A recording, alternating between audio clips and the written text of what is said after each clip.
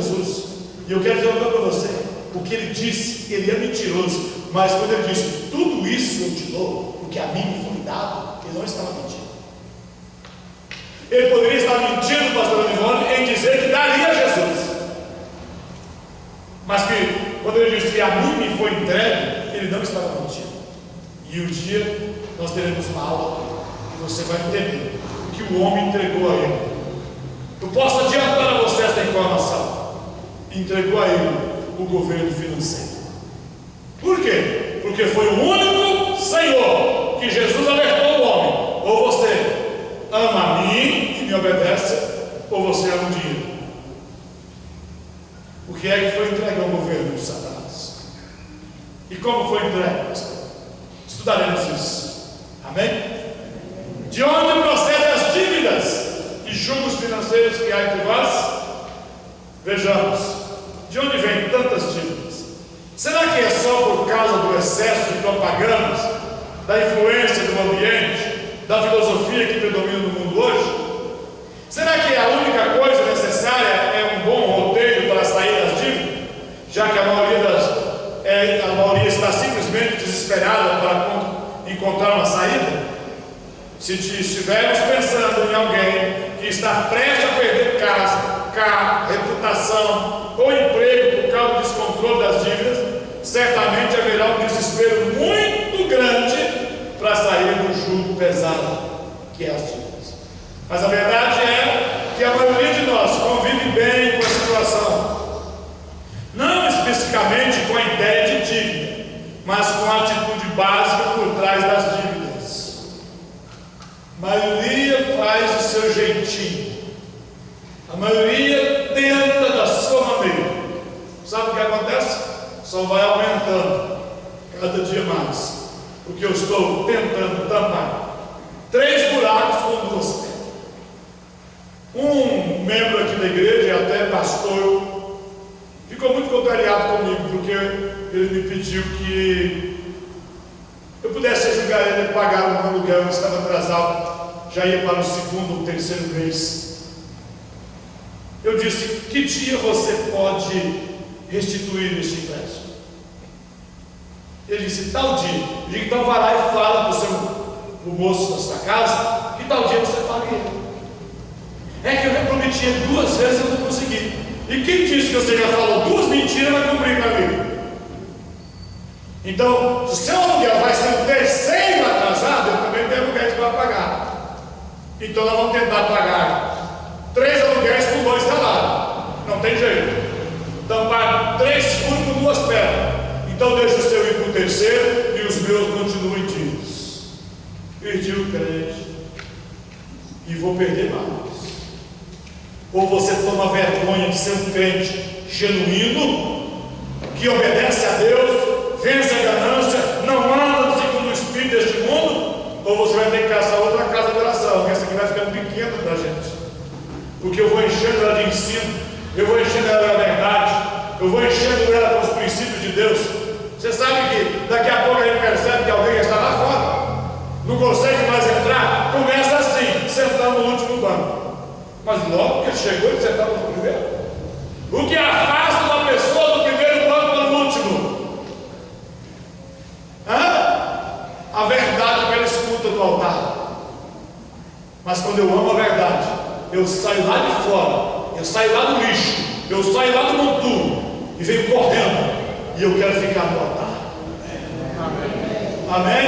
Amém? A Bíblia diz que o que usa de engano não permanece na congregação dos justos.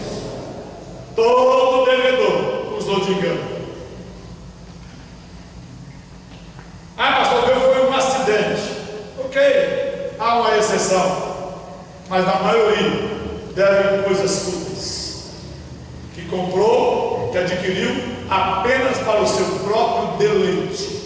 Não foi para salvar a vida de ninguém, não foi em prol de proporcionar benefício a um terceiro, era ele mesmo. E isso você pode analisar. Se você tem dívida, aonde foi que você contraiu? Mais uma roupa, você não tinha terminado com o que tinha, mais um calçado, trocou o televisor. Irmão, se você estivesse usando o televisor de 1950, não precisava atualizar. Se atualizou por causa do satélite. Pastor, mas naquele tempo a voz era quadrada e a tela era preto e branco. E aí? O que te enriqueceu mais? Em ter uma tela plana, em ter uma multimídia, em ter uma visão em 4D? O que te beneficiou em quê? Em que melhorou sua moral? Em que cresceu o seu caráter? O que valorizou sua família? Muito pelo contrário. Muito pelo contrário. Seguindo, de onde vem tantas dívidas? No caso das contendas, Tiago respondeu a pergunta acima da seguinte forma: de onde? Porventura não vem disso, a saber dos vossos deleites, que nos vossos membros guerreiam?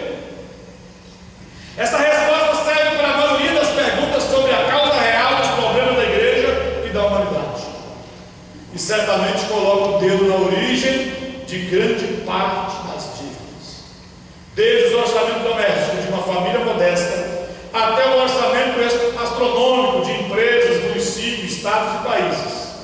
O homem nunca se contenta com o valor da sua renda. Os países mais ricos do mundo têm as maiores dívidas. Nem o país, nem os administradores de uma nação está contente. Ou está falindo a nação como o Brasil por emprestar, como hoje vocês tinham um vídeo, de mais de 800 milhões emprestado a Cuba, beneficiando o comunismo, e aonde ficou o dinheiro que a nossa presidente e esta Cuba que está no poder desviou da saúde, da educação, da segurança, da infraestrutura do nosso país. Isso não é uma causa. Mas também temos uma dívida externa. Como entra na minha cabeça eu tenho para emprestar se eu tenho para pagar? Se eu não paguei o credor, como é que eu quero? Irmão, isso é o espírito do mundo. Eu estou devendo ao Ricardo, mas eu pego e empresto para o Marcos, pensando que eu recebo um juro maior do Marcos e amanhã eu quito com o Ricardo. Isso não é verdade, irmão, isso é maligno. Você está faltando com sua responsabilidade de cumprir o seu dever e ainda quer levar vantagem nesta má atitude. Totalmente maligno. Mas deixa o nosso país, Deus está no comando, amém? No plano individual e familiar, geralmente gastamos tudo que ganhamos e um pouco, e mais um pouquinho. Eu falando com alguém esses dias, perguntei: você ganha menos de 50 mil reais por mês? Eu disse: não, pastor. Eu disse: então, sabe o que está faltando mesmo? É quando você perder o sono, você dobrar seu joelho e agradecer a Deus pelo que Ele te deu. Cuidado para não botar você para correr atrás desse caminhão amarelo que sai 4 horas da manhã catando lixo para você sustentar seus filhos. Ele levou 4 anos para me pedir um conselho. Quem sabe o próximo agora vai nos 40 anos. Mas se sentar na minha frente, você vai sair só com a verdade. Diante de Deus, você só vai sair com a verdade. Seja contente com o que você tem. Se você perdeu o sono, vá adorar a Deus. Se você não está conseguindo dormir, é porque está faltando alguma coisa para você ajustar com Deus, não é com bolsos. Vai ajustar sua alma com Deus, seu coração com Deus, e louvar a Deus, porque você não tem uma cama para perder o sono, porque pode ser que esta cama saia debaixo de você. Escutei o exemplo de um conselho de quem tem experiência para contar conselho. Encontrou um homem descontente, com uma boa caminhonete, tendo um trabalho, tendo funcionários, família, saúde, e diz: está difícil. E o irmão diz para ele: você não deve reclamar, você deve ser grato a Deus. Diz: não, coisa tem jeito de ficar pior do que está. Falou: olha que tem muito jeito de ficar pior do que está. Não tem jeito que tem. Você pode perder essa caminhonete, começar a andar com a moto, amanhã você perde essa moto, vai ter que andar de bicicleta, vai que rouba a sua bicicleta, você sofre um acidente, vai para uma cadeira de roda, aí você tem alguém para empurrar você para a cadeira de roda, colocar na beira da estrada, você tomar um sol. na beira da rua. Mas pode ser que você fique lá babando e essa pessoa que está te empurrando desista e você não tem, e vai ficar pior, que aí você não tem quem empurra a cadeira. Não tem, para com isso, você olha, ainda tem muita gente de ficar pior. Tem muito espaço para ficar pior. Cutuca seu irmão e diga: irmão, seja grato pelo que você tem, se enquadre dentro do seu padrão, porque Deus pode permitir a sua situação ficar pior. Pastor, não tem pior do que eles têm. Depois que você terminar a sua vida aqui com dívida, ainda vai ficar pior, e você vai ser lançado no inferno. Porque eu não tenho texto na minha Bíblia que garante que quem morre com dívida vai para o céu. Ah, mas a minha família pode pagar a dívida. Então você vai voltar a ser católico. Se você ficar devendo pecado ou dívida, aí vai celebrar a missa de 7º dia, e aí você vai pagando sua dívida. A minha Bíblia não fala de purgatório. Purgatório eu tenho lá em casa, onde dorme 2 cachorros, cheios de pulga. O restante você vai ter que acertar com Deus, diante de Deus. Amém? Então muita gente está descontente. Por isso, se você ganha 880, que é o nosso salário mínimo, terá dívidas, porque não dá para viver somente com esse valor. Isso é um pensamento. Mas quando sua circunstância melhora e seu salário dobra, suas expectativas de desejo crescem na mesma proporção, e você continua incapaz de permanecer dentro do seu orçamento. Onde está a raiz desse problema? Na atitude básica do coração humano, que se chama ganância. Amém? Diga comigo: contentamento. É um dos principais, ou das principais ajudas para o homem não entrar na dívida. Ser contente. Conseguir passar o semestre sem comprar, sem multiplicar a roupa, porque a maioria dos que possuem o guarda-roupa não usa metade do que está nele. E para que esse tanto? Por causa dos meus deleites. Vai na sapateira, tem mais sapato do que, ou os sapatos que possui dá para calçar uma centopeia, e só usa 2 de cada vez. E por que tantos, pastor? Por causa dos seus deleites. Existem famílias que têm 5 pessoas numa casa, tem 5 veículos, e ele não faz a conta que 5 veículos come o valor do cesto anualmente, ou até mais. E se você não está administrando corretamente o seu dinheiro, eu quero lhe informar que na aula passada nós comprovamos pela Escritura que o dinheiro é de Deus, que o ouro pertence a Ele, que tudo pertence a Ele, e Ele confiou a você administrar, e você está gastando o seu próprio deleite. Se você estivesse pelo menos beneficiando alguém que está num estado inferior a você, isso multiplicaria, você melhoraria o seu padrão e estaria agradando a Deus. Mas quando você usa apenas para o seu próprio deleite, Ele vai permitir que você deva. Por quê? Para que você veja se você freia e se você para. De onde é esta raiz? Onde está esse problema? Na atitude básica do coração humano, que se chama ganância. Diga comigo: ganância. Ganância. Onde está a raiz desse problema? Ganância. Na ganância, ou naquilo que o apóstolo João chamou de concupiscência dos olhos, que não procede do Pai, mas do mundo.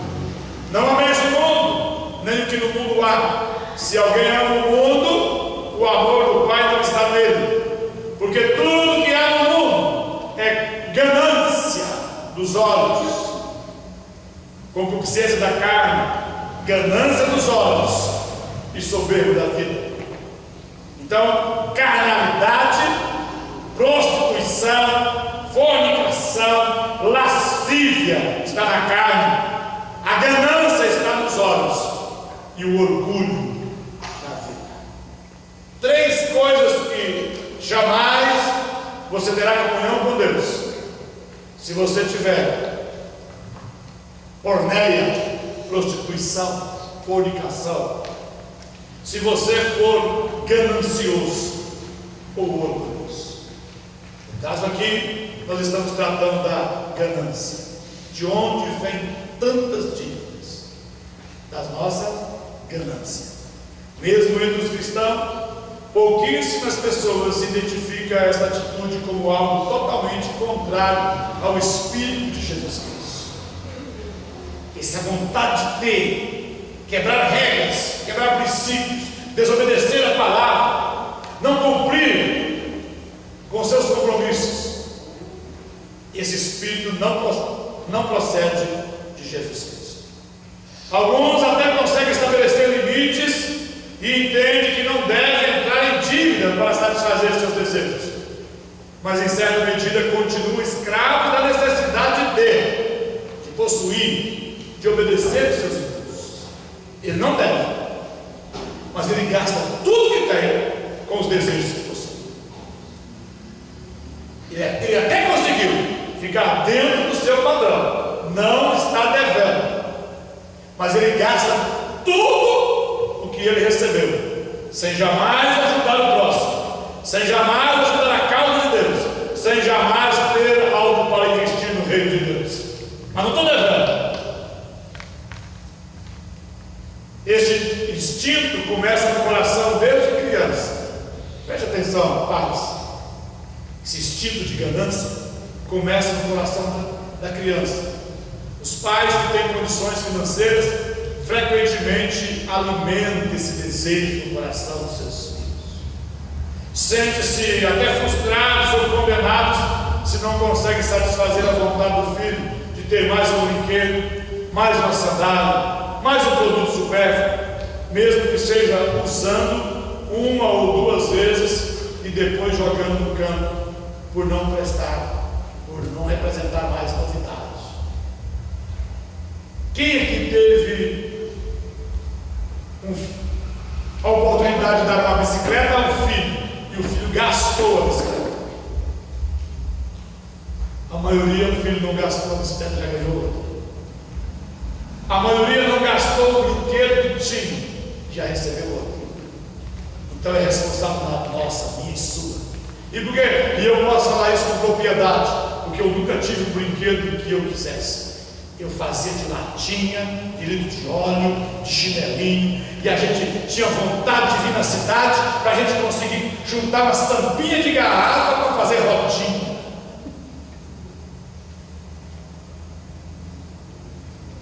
Mas tem crianças aí que jamais deu conta. Existem casos de crianças aí que você entra, que a criança tem 30, 40, 50 brinquedos, seja masculino ou feminino. Roupas em excesso. A criança nasce, cresce, se você não doar o enxoval, perde. Porque antes mesmo da criança falar, ele já está super abastecido. Eu sou do tempo que lavava a fralda. Na nossa casa, meus filhos usaram fralda durante o dia. E não é porque eu era bancário, eu tinha condições de usar a fralda descartável o tempo inteiro. Mas durante o dia usava essa fralda descartável. Por quê, pastor? Senão o menino caga na minha comida. Como assim, pastor? É que ele vai usar na bunda o que vai faltar na minha mesa. De tanto colocar fralda nesse menino. Agora eu quero ver você pegar uma fralda recheada e assar ela e comer. Mas a maioria devia ter na mesa uma fralda usada, porque o seu filho é de ouro, ele já nasce empacotado no dinheiro. Não, você está alimentando uma criança ao espírito de ganância, e aí você faz dele um vagabundo, porque no dia que ele não tem o que ele quer, ele corrompe. E esse é o que chega no poder, que não está preparado. Por isso a igreja precisa preparar aqueles que vão governar sobre nós na política. Porque se ele não chegar lá com o espírito dominado de fidelidade do povo e a ter a vontade de possuir, por isso há o assalto, por isso há o roubo. Não é justificado jamais que você tenha que tomar de alguém. Por isso o comunismo é do diabo. Ouça essa nação, e aonde for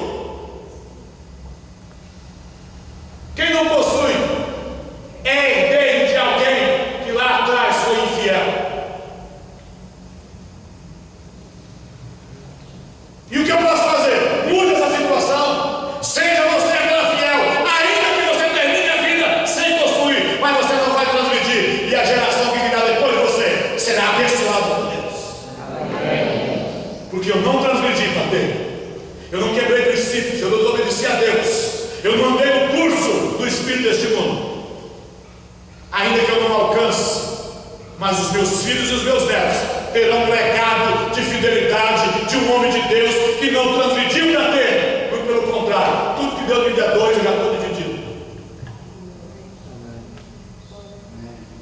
Se você tiver dito um amém, você não sabe o que vai ser a próxima coisa que eu vou dividir, né? Mas nem para receber, tem gente que não tem coragem de dizer um amém. Para você já está guardado, os outros passam lá.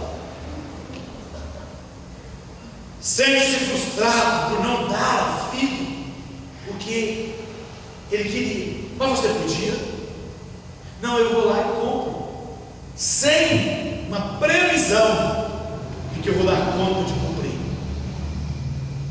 Que felicidade você acha que está dando à sua família, aos seus filhos, que agora ele está brincando ou está usando algo que você não cumpriu com o seu caráter. O que faz sorrir hoje, faz ele chorar amanhã. Hoje você coloca ele em liberdade, amanhã você põe ele na prisão. Hoje ele desfruta, amanhã ele passa fome. Por quê? Porque o espírito de ganância está fazendo as pessoas deverem, e nós vamos vencer isso em nome de Jesus. Amém. Você vai deixá-lo com vontade? Vai fechar seu bolso quando ele deseja tanto aquilo? Se você não quer ser dominado pela ganância, ele vai ter que chorar também. Porque nem o Filho de Deus que andou aqui teve tudo que queria. A minha Bíblia diz que ele, para vencer este mundo, ele sendo rico, se fez pobre. Ele teve necessidades como eu e você. Ele chegou a expressar: o Filho do Homem não tem aonde reclinar a cabeça. Mas ele era rico. Mas para vencer o espírito